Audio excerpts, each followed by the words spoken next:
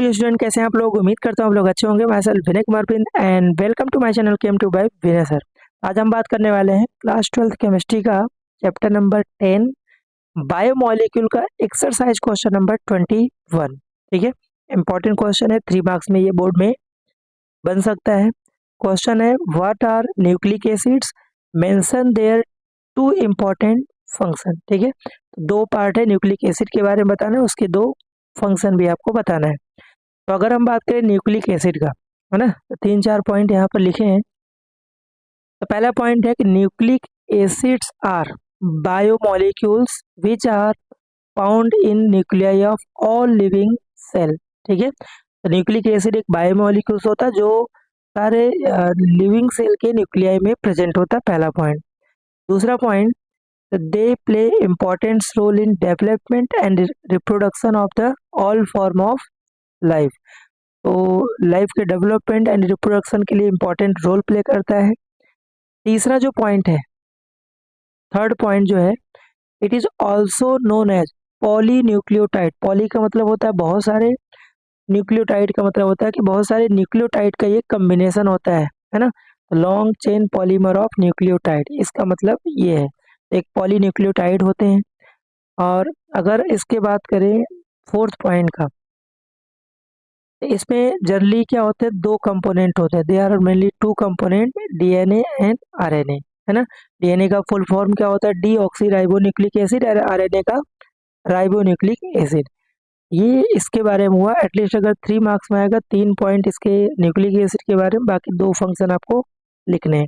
अगर फंक्शन की बात करें इसके, तो 2 फंक्शन है। सबसे पहला प्रोटीन सिंथेसिस में, ये मेन प्रोटीन सिंथेसिस में यूज होता है, प्रोटीन सिंथेसिस प्रोटीन को बनाने में।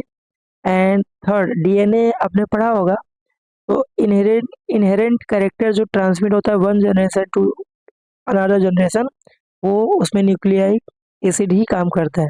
तो responsible for transmission of inherent character from one generation to another generation. ठीक है, ये इसका आंसर हुआ। और अगर आप ये प्रिपेयर करके जा रहे हैं तो यहाँ से एमसीक्यू थ्योरी या फिर 2 या 3 मार्क्स में क्वेश्चन बोर्ड में आएंगे, वो आप बना लेंगे। ओके, आई होप ये क्वेश्चन क्लियर हो गया होगा। तो चलिए बात करते हैं नेक्स्ट जो एक्सरसाइज क्वेश्चन है 22। क्वेश्चन है what is the difference between nucleoside and nucleotide.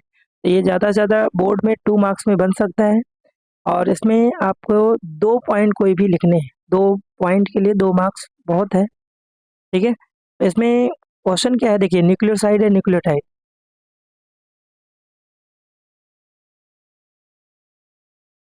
तो चलिए बात करते हैं एक्सरसाइज के क्वेश्चन नंबर 22। क्वेश्चन है what is the difference between nucleoside and nucleotide. ये जो क्वेश्चन है ज़्यादा से ज़्यादा 2 मार्क्स में बोर्ड में आ सकता है, और 2 मार्क्स के लिए 2 पॉइंट सफिशियंट है। ठीक है, तो पहला पॉइंट ये है कि न्यूक्लियोसाइड में, और पहली बार डिफरेंस है जो टेबल फॉर्मेट में ही आप बनाएंगे एग्जाम में। ठीक है, तो पहला जो पॉइंट है न्यूक्लियोसाइड का, it contain pentose sugar and nitrogenous base. इसमें 2 न्यूक्लिक एसिड के कंपोनेंट होते हैं, pentose sugar and nitrogenous base. और न्यूक्लियोटाइड में 3 होते हैं, pentose sugar and nitrogenous base तो होते ही है, इसके अलावा फॉस्फोरिक एसिड भी इसमें होता है। ओके, इसमें 2 कंपोनेंट है न्यूक्लियोसाइड में, pentose sugar and nitrogenous base. And nucleotide में ये दोनों के अलावा फॉस्फोरिक एसिड भी प्रेजेंट होता है। दूसरा जो पॉइंट है, ये जो न्यूक्लियोसाइड होता है स्लाइटली बेसिक इन नेचर होता है, और न्यूक्लियोटाइड जो होता है वो स्लाइटली एसिडिक नेचर है, क्योंकि उसमें फॉस्फोरिक एसिड आ रहा है, तो obvious सी बात है ये एसिडिक नेचर होगा। और उसके बाद एग्जाम्पल हम लिख सकते हैं, इसमें एडिनोसिन एग्जाम्पल है न्यूक्लियोसाइड का, न्यूक्लियोटाइड में थाइमिडाइलिक एसिड जो है वो आपका न्यूक्लियोटाइड का एग्जाम्पल है।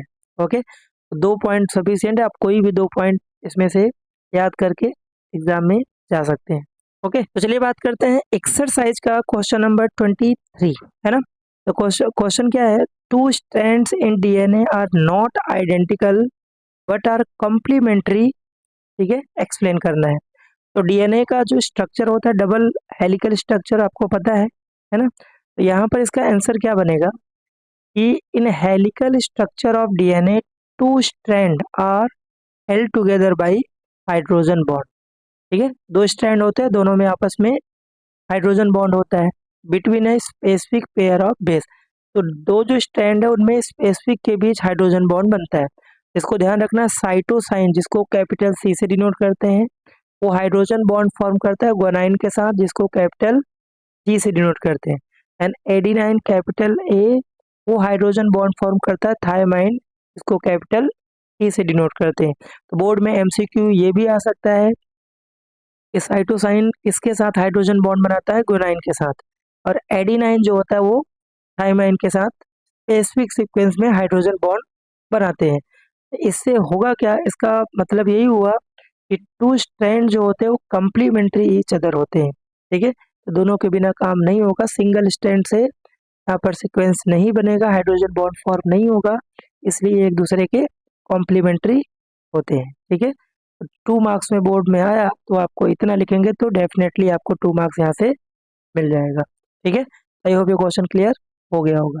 चलिए बात करते हैं एक्सरसाइज का क्वेश्चन नंबर 24, है ना, इंपॉर्टेंट है ये। 2 मार्क्स या 3 मार्क्स में ये क्वेश्चन बोर्ड में आ चुका है और आने के भी चांस है, इसलिए इसको डिफरेंस को प्रॉपर तरीके से आप पढ़ के जाइए। क्वेश्चन है, right the important structural and functional difference between DNA and RNA, है ना। पहले हम बात करते हैं स्ट्रक्चरल डिफरेंस में डीएनए और आरएनए में। पहला पॉइंट, इसका फुल फॉर्म लिख सकते हैं। डीएनए का फुल फॉर्म क्या है, D oxy ribo nucleic acid. RNA क्या है, राइबो न्यूक्लिक एसिड, है ना।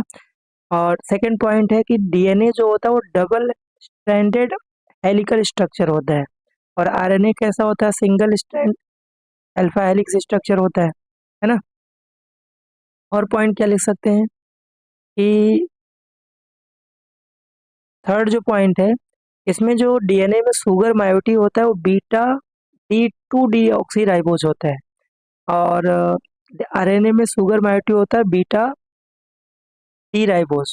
ठीक है, फोर्थ पॉइंट है कि डीएनए में जो स्टार्टिंग के 3 बेस होते हैं AGCT होता है ना, दैट मीन्स इसमें यूरेसिल प्रेजेंट नहीं होता है।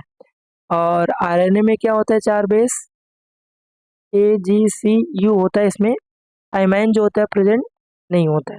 ये भी आपका एक स्ट्रक्चरल डिफरेंस बना के लिख सकते हैं।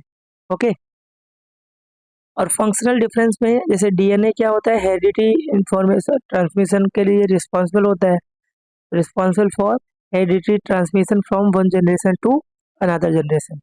और आरएनए कहाँ पर हेल्प करता है, प्रोटीन बायोसिंथेसिस में ये हेल्प करता है। ठीक है, तो 2 मार्क्स में आएगा तो एटलीस्ट 2 या 3 पॉइंट आप लिखेंगे तो 2 मार्क्स मिल जाएगा।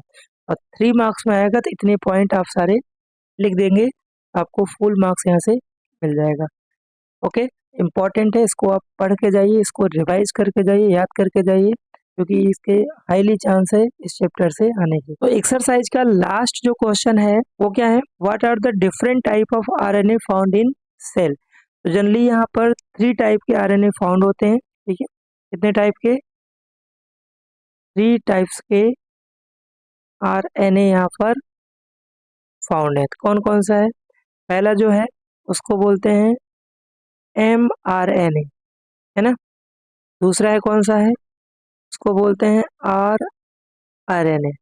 और तीसरा जो है दैट इज उसको बोलते हैं tRNA। ठीक है, इसका फुल फॉर्म क्या है, M का मतलब होता है मैसेंजर। ठीक है, mRNA means what, messenger RNA, messenger RNA. दूसरा है rRNA, आर मतलब राइबोसोमल, है ना, राइबोसोमल आरएनए। एंड थर्ड है T फॉर ट्रांसफर, इसको बोलते हैं ट्रांसफर आरएनए। ये 3 टाइप के आरएनए पॉसिबल हैं। ये 2 मार्क्स में या फिर एमसीक्यू टाइप में क्वेश्चन बन सकते हैं, कितने टाइप के आरएनए पॉसिबल है, ऑप्शन 1 2 3 4 ऐसे दिया होगा।